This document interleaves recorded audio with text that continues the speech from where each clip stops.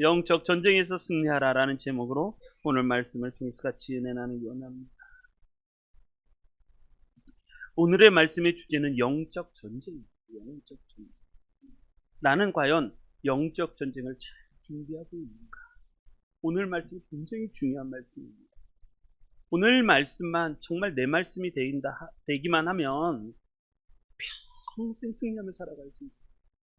이 말씀이 진짜 내 말씀만 되면 내가 평생 흔들리지 않고 승리할 수가 있습니다. 창조 때부터 사단은 계속해서 우리를 넘어뜨리려고 합니다. 우리를 자기가 가야 할 지옥으로 같이 데리고 가려고 합니다. 그래서 우리가 분별하고 잘 깨어 있어야만 합니다. 예수님은 마가복음에 이렇게 말씀하십니다. 거짓 그리스도들과 거짓 선지자들이 일어나서 이적과 기사를 행하여, 그 다음에 말씀이 중요합니다. 할 수만 있으면 택하신 자들을 미혹하게 합니다. 할 수만 있으면 택하신 자들을 미혹해서 쓰러뜨려. 이게 사단은 포기를 하지 않습니다.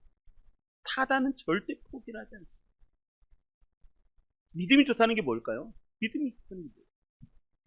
믿음이 좋다는 것은 어떻게 이길 줄 아는 사람이 믿음이 좋다. 어떻게 이길 줄 아는가? 이것이 전쟁인지 아닌지 믿음이 좋다는 게 뭡니까? 하나님에게 붙어 있어서 예민하게 깨어 있으면 무슨 일이 벌어지는가? 지금 오는 것이 이 영적 전쟁이구나. 이것을 분별하는 거예요. 이것을 분별할 수 있는 게 믿음이 중요해요. 무뎌지면 분별이 안 됩니다. 무뎌지면 깨닫지 못해요. 그래서 늘 언제나 내 영적인 이 믿음의 파수꾼, 내 믿음이 늘 언제나 파수꾼이 되어서 내 영혼을 지킬 수 있어야 되는데, 이게 뭔지 구분이 안 되고 분간이 안 돼요. 그럼 이길 방법이 없습니다. 철로역정에 보면 그런 얘기 나옵니다. 아름다운 집을 통과해서 그 다음에 겸손의 골짜기를 가는데, 거기에서 크리스찬이 큰 전쟁이, 아볼루온과 사단의 이름이죠. 아볼루온과 큰 전쟁을, 근데 큰 전쟁을 벌일 때 크게 사단하고 크리스찬하고 대화를 나누는데 뭐가 아니면 사단의 공격이 시작입니다. 사단은 어디를 공격하냐면 내 생각과 마음을 공격합니다. 그러니까 하나님의 말씀을 우리가 묵상하고 말씀으로 무장을 하면 하나님의 그 말씀이 뭐를 보호하냐면 내 마음과 생각을 보여주십니다. 내 마음과 생각. 근데 사단이 공격해드립니다. 거기 보면 사단이 크게 세 가지를 갖고 공격을 하는데, 사단의 공격이 크게 세 가지가 있습니다. 첫 번째가 뭐냐면 의심입니다. 의심. 사단의 공격이 우리에게 어떻게 다가오는가? 첫 번째가 의심으로. 이것은 처음부터 창조 시대 때 저 에덴 동산에서부터 시작했던 사단의 전략이었습니다. 의심을 심어줍니다. 뱀이 하와에게 다가와서 이렇게 얘기하는 거죠. 정말 저 선악과를 먹지 말라고 했더니, 의심을 싹 심어줍니다. 정말 먹지 말라고 했더니. 근데 하와는요, 하나님의 그 말씀을 직접 듣지 않았어요. 이게 위험한 겁니다. 하나님의 이 명령을 직접 들었던 사람은 아담이었습니다. 아담이 하와에게 주의를 줬습니다. 저 선악과는 먹지 마. 하나님이 내게 말씀하시기를 저 선악과는 먹지 마. 먹는 날은 정령 죽으리라 말씀하죠. 신앙은요, 내가 직접 체험해야 돼요. 내가 직접 체험해야 돼요. 들어서 내가 은혜를 받는 것은 기회입니다. 근데 그 기회를 통해서 내가 직접 하나님을 체험해야 됩니다. 직접 내가 체험하지 않으면 들은 기회를 놓치게 됩니다. 근데 하와는 그 약한 고리를 알아요. 의심을 심어줍니다. 먹지 말라고 합니다. 그랬더니 하와가 하는 얘기가, 그래 먹지 말라고 했어. 그거 먹는 날에는 정령 죽을까? 이 얘기는 많이 들었죠. 정령 죽을까? 근데 두 번째 의심을 심어줍니다. 아니야. 먹어라. 네가 먹는 날에는 너희 눈이 밝아져서 하나님처럼. 사단이 첫 번째 심어주는 것은 의심입니다. 아볼론이 크리스찬에게 이렇게 얘기합니다. 우리에게 오는 시험 초신자들이 다 넘어갑니다. 뭐라 하냐면 너 하나님을 믿는데 이제 너 하나님을 믿는다고 네가 결단을 내렸는데 왜 고난이 오냐? 왜? 하나님은 왜 고난 중에서 고난 가운데 있는 너를 건져주시냐? 그러다가 순교자들이 비참하게 죽어가는 사람들이 너무 많은데 왜 하나님은 그들을 건져주시지 않나요? 이게 다 의심입니다. 의심. 그런데 크리스찬이 이렇게 대답을 합니다. 참 은혜가 됩니다. 크리스찬이 하나님이 우리에게 보시는 것은 다른 것이 아니라 충성 때문에 보십니다. 크리스찬이 그렇게 됩니다. 충성. 그분의 백성이 끝까지 충성할 수 있는지를 기다리고 계십니다. 너는 그들이 비참한 치유를 맞았다고 하지만 하나님은 살아계신데 왜 그렇게 두시는가? 그것을 잘 통과해서 충성스러운 믿음으로 잘 통과해서 때로는 죽을 수 있을지라도 그 죽음 너머에 하나님의 큰 영광이 기다리고 있다. 그들은 현재의 구원에 연연하지 않고 다가올 영광을 기다리고 있기 때문에 이게 소망하는 것입니다. 그러니까 시험을 통과할 수 있는 힘은 어디서 오는가? 소망에서 오는 거죠. 나중에 우리 주님을 만났을 때 우리 주님이 우리에게 영광의 면류관을 씌워주시고 잘했다 칭찬받는 그러한 칭찬의 그 하나님의 축복이 넘치고 요한계시록을 보면 순교자들이 하나 앞에 일어나서 하나님을 체험하고 하나님을 만나는 그들의 은혜의 장면입니다. 진정한 왕께서 천사들과 함께 다시 오실 때 마침내 그들은 영광을 얻게 될 것이다. 이렇게 말씀합니다. 사단은 첫 번째 우리를 공격할 때 어떻게 공격할까? 의심을 심어요. 의심. 로마서 8장 18절처럼 생각하건대 현재의 고난은 장차 우리에게 나타날 영광과 좋게 비교할 수 없다. 좋게 비교할 수 없다고 말씀하셨습니다. 고난이 오면 그냥 고난 받으십시오. 고난이 오면 그냥 고난 받으십시오. 하나님이 다 알고 계십니다. 더 큰 영광과 은혜의 축복으로 우리에게 갚아주실 겁니다. 고난이 오면 고난 크게 보고 내가 손해보고 억울한 일 좀 당하면 좀 어때? 그냥 가는 거지. 우리 하나님 보고 가는 거지. 내가 왜 흔들리는가? 분명합니다. 시선이 하나님으로 떨어졌기 때문에 그래요. 그러니까 내가 보이는 거, 내가 막 손해보는 거 같고 억울한 거, 미칠 것 같은 거. 그럼 좀 어떻습니까? 곧 주님 만날 것 때문에 막 기쁘시지 않습니까? 하나님의 축복은요, 고난이라는 보자기를 통해서. 그리고 두 번째, 사단의 두 번째 공격은 뭐냐면 죄책감입니다. 죄책감. 아볼론이 이렇게 얘기합니다. 사단은요, 우리가 흔들릴 때를 다 알고 있습니다. 그걸 치피하게 공격을 합니다. 아볼론이 이렇게 말합니다. 넌 벌써 잊었느냐?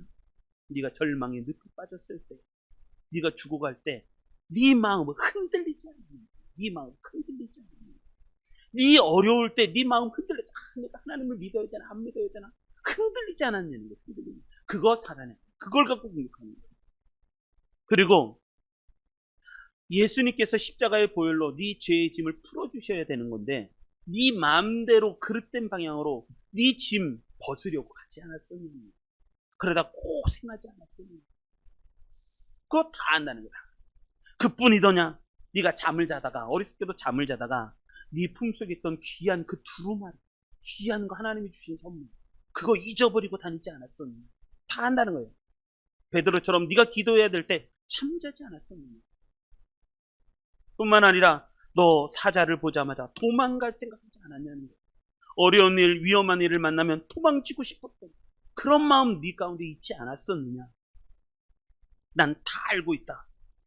사람들 앞에서 네가 순례의 길을 간증을 할 때 네 마음속에 싹 은근히 파고들었던 그 우쭐함 그거 내가 알고 그 교만 내 지식을 막 자랑하고 싶었던 그 우쭐거림 그거 내가 다 알고 있다.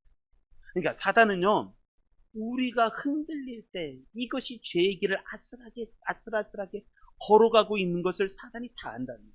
그것 갖고 우리를 쓰러뜨립니다. 한다는 거야. 넌 죄인이야. 하나님이 너를 용서해 주시잖아. 근데 철로역정을 읽어보십시오. 철로역정을 읽어보면 저는 여기서 참 은혜를 받았는데 이 대목에서 진짜 은혜를 받았는데 크리스찬이 이렇게 대답합니다. 변명하지도 않고 아니야 난 안 그래 그런 게 안 합니다. 크리스찬이 이렇게 합니다. 그래 네가 하는 말 다 사실이야. 네가 말한 거 아니 그것 말고도 내가 저지른 잘못은 훨씬 더 많아. 하지만 내가 섬기고 내가 사모하는 왕께서 자비로우셔서 내 모든 잘못을 다 용서해 주신다. 저는 여기서 그게 은혜 받았어요. 여러분 우리가 보통 그렇습니다. 야 너 잘못했지? 그러면요 변명하려고 아니야 그런다는 말이에요. 근데 크리스찬이 그래 나 그랬어. 그게 나야. 근데 하나님은 이 약한 거 알고 계셔. 여러분 사탄이 공격하는 건 뭐냐면 죄책감이에요. 우리는요 빨리 인정하셔야 됩니다. 완벽하지 않습니다. 우리는 완전하지도 않습니다. 우리는 늘 승리하지 않습니다. 그렇기 때문에 누가 필요해요? 주님이 필요해요. 우리는 완벽하지가 않아요. 근데 나는 어느 순간 이게 우상인 거예요. 내가 우상이 되는 게 뭐냐면 나는 완벽해. 나는 실수하지 않아. 실수 안 하기는요 하루도 몇 번씩 실수하고 딴 마음을 얼마나 많이 먹는데. 근데 빨리 그걸 내려놓죠.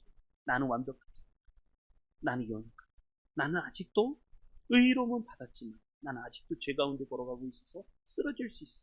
그래서 십자가가 필요해요. 여러분 왜 십자가를 매일 묵상 안 하는지 아십니까? 내가 스스로 할 수 있다고 생각하니까 그런 거예요. 내가 믿음에 왜 흔들리는지 아십니까? 내가 그냥 알아서 잘 할 수 있다고 생각하니까요. 하나님 없어도 나는 믿음 생활 잘 할 수 있다고 생각합니다. 하나님하고의 끈, 믿음이라는 건 끈이거든요. 하나님하고 연결된 끈인데 그 연결된 끈이 끊어져도 나는 스스로 잘 할 수 있다.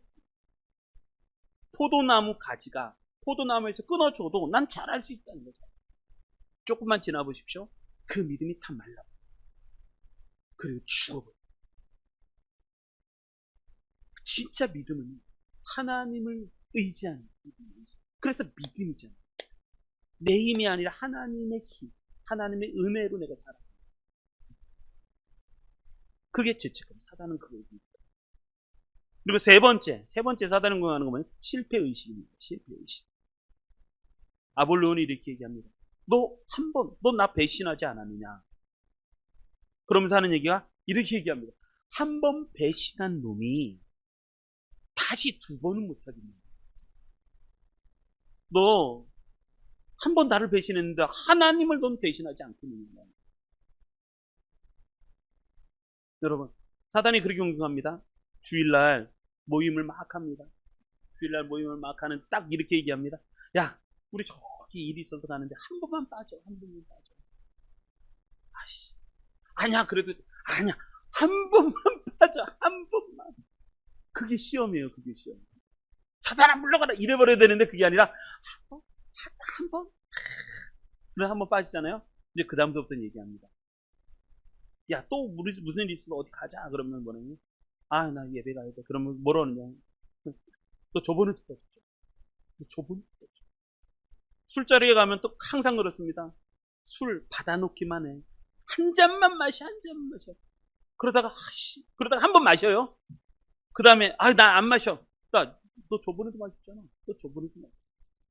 그러니까 사단은 뭐라느냐면 한 번 배신하면 두 번은 못하겠네. 이게 실패의식이지. 사단이 이렇게 봅니다. 근데 크리스찬이 이렇게 얘기하죠. 그거 그래 인정한다. 근데 그것은 충성스럽기 전에 처음 때 했던 거야. 나는 이제 그렇지 않아. 내가 섬기는 나를 사랑하는 왕께서 내 과거를 다 용서해 주셨기 때문에 이제는 난 그렇게 살지. 이 망할 아볼로나 그 사실을 나는 하나님의 주입니다. 나는 오직 그분만을 따라갈 것이다. 이렇게 얘기를 합니다. 이게 다 영적 전쟁이에요. 영적 전쟁. 여러분 잘 승리하고 계십니까? 나는 진짜 영적 전쟁에 승리하고 있습니다. 사단은요 맨 처음에 이렇게 공격합니다. 의심을 심어줍니다. 두 번째 죄책감을 심어줍니다. 세 번째 잘못했으면 야 너 또 할 거 실패의식의 힘. 그래서 무너뜨리게 만드는 게 사단. 오늘 이 말씀만 딱 들어서 내가 평생 내 마음속에 두고 이 말씀이 중심이 되어서 믿음으로 싸워 이기기만 해도 내 인생 승리합니다. 잘 이기시기 바랍니다. 자, 그렇다면 영적 전쟁 승리하려면 어떻게 할 것인가? 세 가지 말씀드리겠습니다. 자, 10절 읽겠습니다. 10절 읽어보겠습니다. 시작. 끝으로 너희가 주 안에서와 그 힘의 능력으로 강건하여 지고. 한 번 더 읽습니다. 시작. 끝으로 너희가 주 안에서와 그 힘의 능력으로 강건하여 지고. 아멘. 영적 전쟁에서 승리하려면 첫 번째, 우리가 늘 언제나 주 안에 있어요. 주 안에 있어요. 이게 영적 전쟁의 승리의 비결입니다. 영적 전쟁 어떻게 승리해야 될 것인가? 우리가 늘 언제나 주님 안에 있습니다. 주님. 이기는 방법은 주님 안에 있으면 됩니다. 근데 내가 언제 흔들리는가? 주님 안에 없으니까 흔들립니다. 없으니까. 그러면 주님 안에 있으면 무슨 일이 벌어지는가? 자, 말씀 보십시오. 끝으로 너희가 주 안에서와 주 안에서 있으면 그 다음에 나오는 거. 그 힘의 능력으로 강건해진다. 내가 주님 안에 있기만 하면 그 힘의 능력으로 내가 강건해진다는 거예요. 강건해진다. 그러니까 이때 이길 수 있다는 거예요. 사단은 이때 이길 수 있다. 그럼 우리 질문은 분명합니다. 나는 주님 안에 있는가? 두 번째, 주님이 주시는 힘으로, 능력으로 난 강건해지고 있는가? 이게 이제 두 번째 질문. 자, 첫 번째 질문. 나는 주님 안에 있는가? 주님 안에 있습니까? 그리고 주 안에 있을 뿐만 아니라 그 힘으로, 주시는 힘으로 내가 강건해지고 있는가? 아니면 주님이 주시는 힘이 아니라 다른 것이, 돈이, 건강이, 세상이, 그리고 명예가, 권력이 나에게 힘이 되고 있지는 않은가? 하나님이 아닌, 내가 주님 안에서 주시는 힘이 아니라 다른 것으로 내가 힘을 얻고 있지는 않는가? 여러분 어떠신가요? 나는 뭘로 힘을 얻고 있는가? 자동차 얘기를 하려고. 이번 주에 체험한.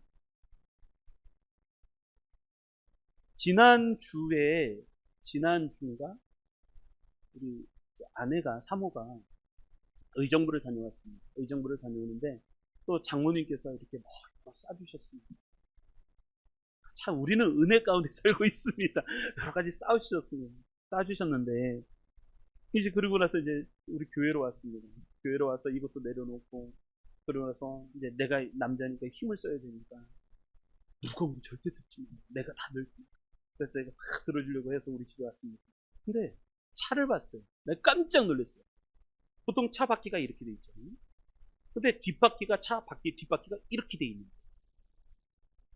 그거 보고 되게 놀래갖고. 왜냐하면 차는 밑에 하단에 이 쇠가 붙어 있잖아요.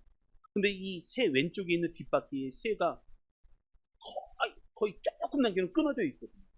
그래서 이거는 안 됩니다. 이건 안 되니까 더 이상 운전을 하면 안 된다. 그래서 멀리 의정부까지 짐을 잔뜩 싣고 왔어요. 차바퀴가 이렇게 써 있어야 되는데 차바퀴가 이렇게 돼 있는 거예요. 위험하다. 빨리 차를 구입해야 되겠다.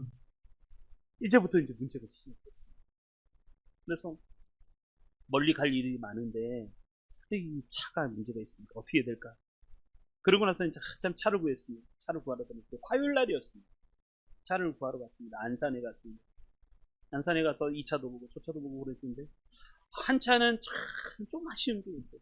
근데 한 차는 너무 비싼 거예요. 너무 비싼 거예요. 감당이 안 됩니다. 그럴 때 한참 그걸 놓고 어떻게 해야 될지 고민할 때 우리 사모님 옆에서 축제를 하면서 기도 좀 해봐요. 그러는 거예요. 기도 좀 해봐요. 그러는 거예요. 기도 좀 해봐요. 그래. 그래, 기도 맞는 말이잖아요. 목사한테 기도 좀 해봐요. 기도 좀 해봐요.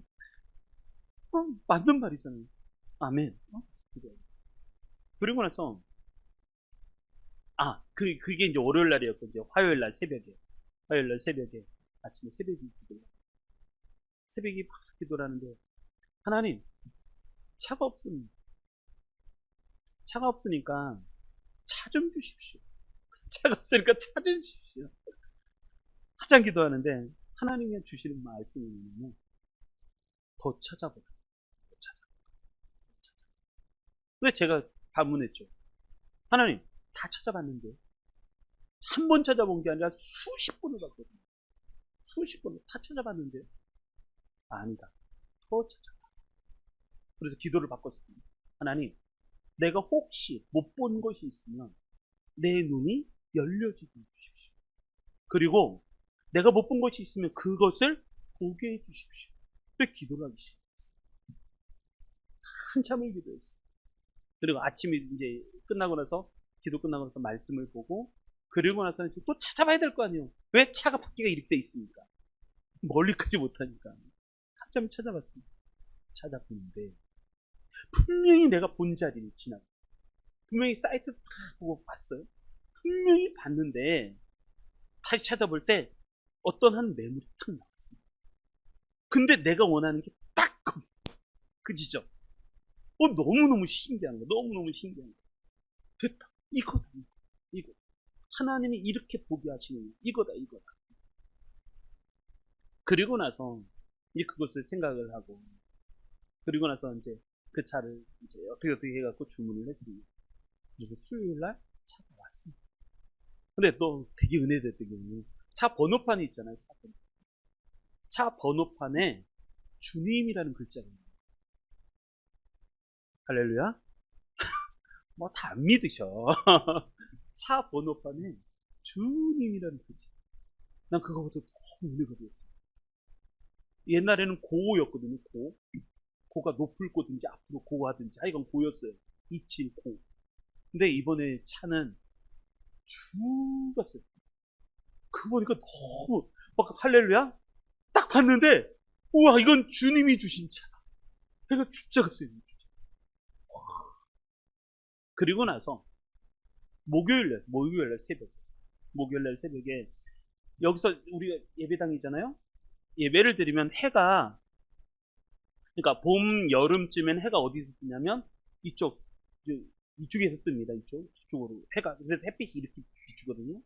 그리고 가을 겨울이 되잖아요. 그럼 해가 어디 뜨냐면 이 건물 왼쪽에서 뜹니다. 왼쪽에서 뜹니다. 그러니까 태양이 아침에 새벽에 이 안에 빛으로 들어오지 않아요. 이렇게 태양이 저쪽에서 뜨니까 이쪽에서 뜨니까 이쪽 산 너머에서 뜨니까 그러니까 태양이 이쪽으로 들어오니까. 근데 목요일날 새벽에 기도를 하는데 딱 어디서 기도하냐면 우리 권사님 바로 앞자리에 제가 앉아서 여기서 기도하거든요. 앞자리에 앉아서 기도를 하는데 한참을 기도하는데 햇빛이 나를 쫙 비추는 거예요. 햇빛이 쫙 비추는 거예요. 아니 태양이 들어오지 않거든요. 태양이 안 들어오는데 왜 햇빛이 나한테 쫙 비칠까? 너무 햇빛이 환하게 비쳐서 따뜻함까지 느껴졌으니까 햇빛이 막 비치는 거예요. 왜 그럴까? 그러고 나서 눈을 떠서 왼쪽 봤어요. 해는 분명히 이쪽에서 뜨거든요. 근데 이쪽에 보니까 저 센텀베이의 건물의 유리창에 햇빛이 비쳐서 그 햇빛이 쫙 해서 밝게 딱 비치면서 내 앉은 자리를 확 비추는 거예요.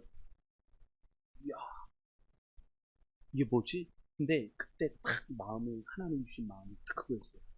내가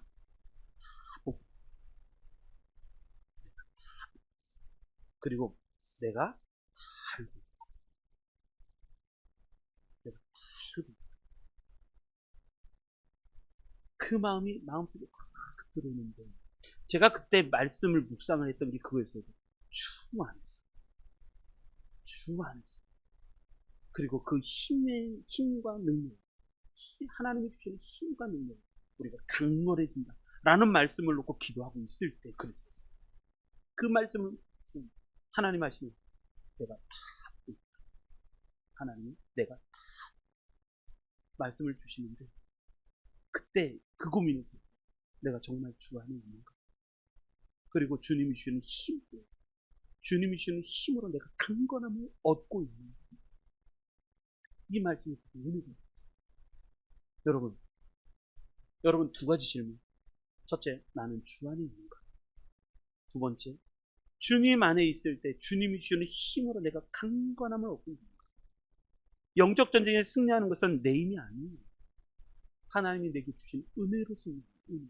나는 정말 그러고 있는가? 주님은 다 보고 계시고 주님은 다 알고 계십니다. 이것을 의식할 때 생깁니다. 의식할 때. 저는 요즘이 참 은혜가 되는 게 뭐냐, 매일매일 어떤 조그만 체험을 하는 거예요. 매일 새벽마다 조금씩 체험하는 거예요. 저는 이 시간이 매우 귀해요. 주님과 함께하는 것입니다. 주 안에 있으시기 바랍니다. 그래야 승리할 수 있습니다. 자, 두 번째. 우리 10절부터 12절 다시 두 번째 읽겠습니다. 10절부터 12절 읽습니다. 시작. 끝으로 너희가 주 안에서와 그 힘의 능력으로 강건하여지고 마귀의 간계를 능히 대적하기 위하여 하나님의 전신갑주를 입으라. 우리의 씨름은 혈과 육을 상대하는 것이 아니요 통치자들과 권세들과 이 어둠의 세상 주관자들과 하늘에 있는 악의 영들을 상대함이라. 아멘. 두 번째. 그리고 잘 봐야 될 게 뭐냐면, 자, 11절, 12절. 이렇게 얘기합니다. 마귀의 간계를 능히 대적하기 위하여 하나님이 하시는 말씀은 하나님의 전신갑주를 입다. 왜냐하면 12절. 우리의 씨름은 혈과 육을 상대하는 것이 아니요 통치자들과 권세들과 이 어둠의 세상 주관자들과 하늘에 있는 악의 영들을 상대함인데, 이 악의 영들을 상대해서 이기려면 뭘 해야 되는가? 하나님의 전신갑주. 전신. 자, 우리 전신갑주 말씀 보겠습니다. 14절 읽습니다. 시작. 그런즉 서서 진리로 너희의 허리띠를 띠고 의의 호심경을 붙이고 평안의 복음이 준비한 것으로 신을 신고 모든 것 위에 믿음의 방패를 가지고 이로써 능히 악한 자의 모든 불화살을 소멸하고 구원의 투구와 성령의 검 곧 하나님의 말씀을 가지라. 아멘. 자, 전신갑주 6가지 무기입니다. 이건 무조건 외우십시오. 무조건. 근데 이 6가지 무기는요, 이 6가지 무기는 보호용 무기입니다. 보호용. 첫째, 진리의 허리띠. 진리의 허리띠는 여러분, 신체 중에서 가장 중요한 부분을 꼽지라가면 허리입니다. 허리가 무너지잖아요. 그럼 꼼짝하죠. 허리를 보호하기 위해서 진리의 허리띠를 채.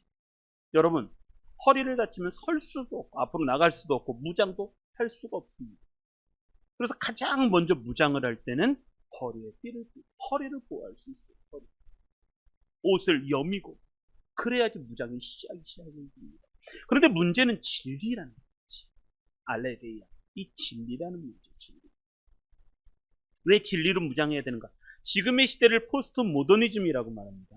포스트 모더니즘이라는 말은 무슨 말이냐면 이런 얘기예요. 예전에는 르네상스가 시작되고 산업혁명이 되면서 모더니즘 시대였습니다.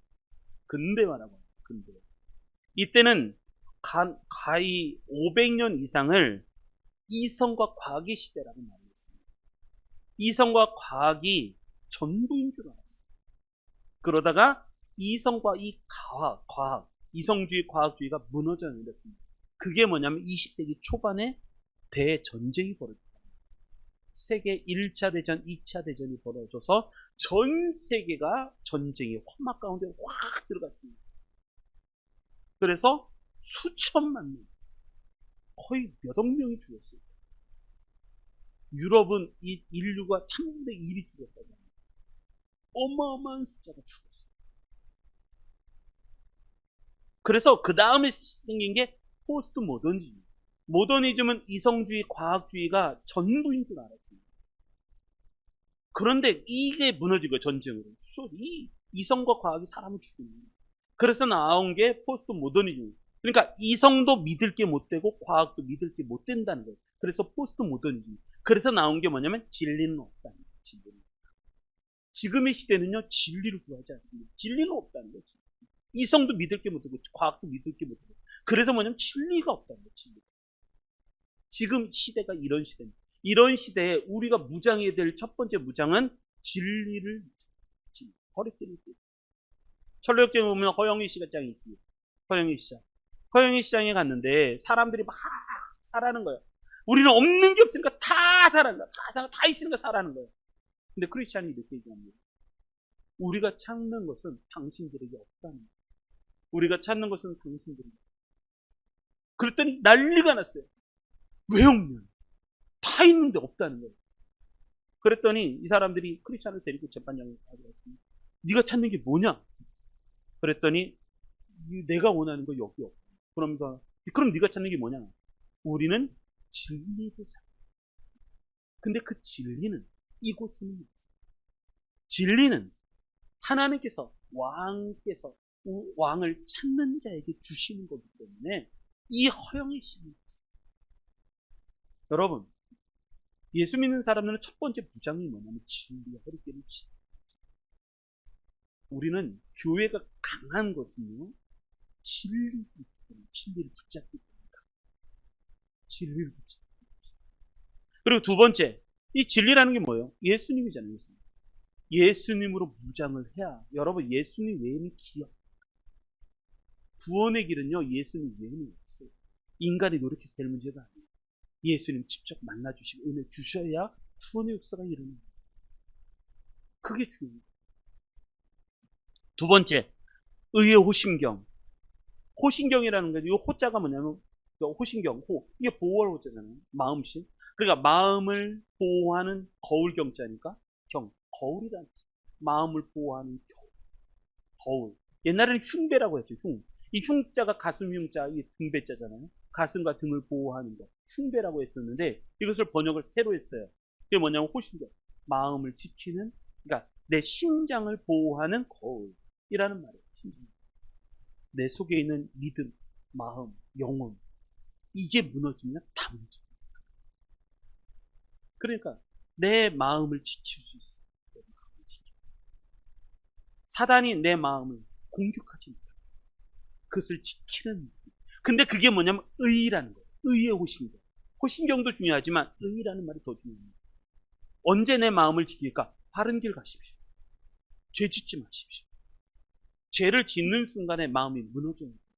어떻게 할 방법이 없어요. 뚝이 딱 터지는 건 똑같아요. 확 다 무너져요.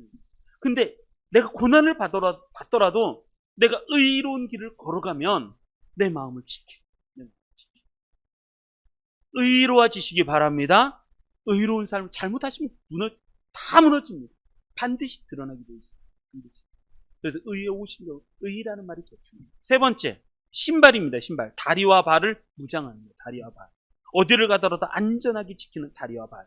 그게 뭐냐면 신이라는 것이. 근데 무슨 신? 복음의 신. 그러니까 복음의 신이에요. 복음의 신. 복음의 신을 신으면 그 결과가 뭐냐면 평안하다. 어디를 가더라도 평안하다. 나는 진짜 복음의 신을 신고 있는 거야. 복음의 신. 신고 있는 거야. 그리고 네 번째, 방패입니다. 방패. 몸을 보호하는 거죠. 저 멀리서 저기 불화살을 막 쏩니다. 근데 내 몸을 보호할 수 있는 게 뭐가 있어요? 방패밖에 없잖아요. 근데 그 방패를 뭐라 하냐? 믿음이라고. 믿음으로 나를 보호하지. 좀 내가 연약하더라도 선포하십시오. 하나님은 나의 왕이시다. 나는 하나님의 자녀다. 이렇게 선포하면 믿음이 나옵니다. 믿음은요, 선포하면 선포할수록 더 강해집니다. 믿음은요, 근데 쪼그라들면, 입이 쪼그라들면 믿음이 쪼그라듭니다. 그래, 믿음의 방패만이 나를 보호할 수 있는 거예요. 그리고 다섯 번째가 구원의 투구입니다. 머리를 보호하는 거. 여러분, 머리를 보호하는 게 뭐가 있어요? 구원의 투구예요. 투구인데 뭐? 구원의 투구. 그러니까 항상 우리의 머리는요, 소망, 구원을 향해서 올라가야 돼요. 하나님이 나를 구원해 주신다 하는 구원. 생각을 공격합니다, 사람. 의심, 죄책감, 실패의식, 다 생각을 공격합니다. 근데 구원의 투구를 쓰십시오. 그럼 하나님이 구원해 주십니다. 그리고 여섯 번째가 성령이고 뭐 하나님의 말씀, 사단을 공격할 무기를 가져라. 자, 이 여섯 가지 무기로 무장하라는 거예요. 무장하라. 할렐루야. 자, 중요합니다. 자, 제가 이렇게 물을게요. 자, 허리띠. 허리띠는 뭐라고요? 진리예요. 진리. 흉배, 호신경. 호신경은 어떤 거라고요? 의의 호신경. 신발. 다리를 보호하는 거 신발. 신발은 무슨 신발? 평안의 복음의 신. 복음의 신발. 그리고 몸을 보호하는 거. 왼손. 방패인데 무슨 방패? 믿음의 방패. 믿음의 방패. 자, 머리 지키는 거. 머리 보호하는 거니. 투구인데 무슨 투구? 구원의 투구. 구원의 투구. 오른손에는 성령의 검. 성령의 검은 뭐라고요? 하나님의 말씀. 이것은 무장. 왜? 적은요, 내가 생각한 것처럼 연약하잖아요. 적은요, 공중 권세자, 어둠의 영, 통치자들과 권세들. 그거 어떻게 이겨요? 전신갑주를 무장해요. 그리고 마지막 한 번 더. 자, 11절로부터 13절까지 보겠습니다. 11절로 13절. 마지막 세 번째 읽겠습니다. 시작. 마귀의 관계를 능히 대적하기 위하여 하나님의 전신갑주를 입으라. 우리의 씨름은 혈과 육을 상대하는 것이 아니요 통치자들과 권세들과 이 어둠의 세상 주관자들과 하늘에 있는 악의 영들을 상대함이라. 그러므로 하나님의 전신갑주를 취하라. 이는 악한 날에 너희가 능히 대적하고 모든 일을 행한 후에 서기 위함이라. 아멘. 세 번째 전신갑주.